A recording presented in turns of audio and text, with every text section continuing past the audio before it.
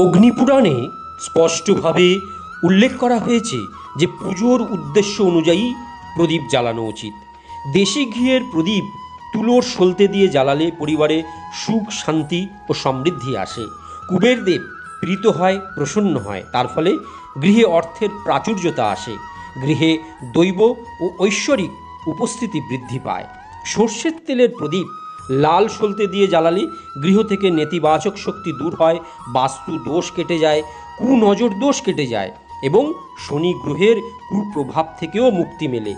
তিল তেলের প্রদীপ লাল সলতে দিয়ে জ্বালালে কর্মফল থেকে মুক্তি মেলে, কালা জাদু ও তুকতাক থেকে মুক্তি মেলে, গ্রহ পীড়া থেকে মুক্তি মেলে, আর্থিক সংকট দূর হয়। আর নারকেল তেলের প্রদীপ সাদা সলতে দিয়ে জ্বালালে পূর্বপুরুষেরা প্রীত ও প্রসন্ন হয়, পিতৃদোষ নাশ হয়, মানসিক শান্তি মেলে, বৃহস্পতি এবং চন্দ্র গ্রহ শক্তিশালী হয়, উচ্চ জ্ঞান লাভ হয়।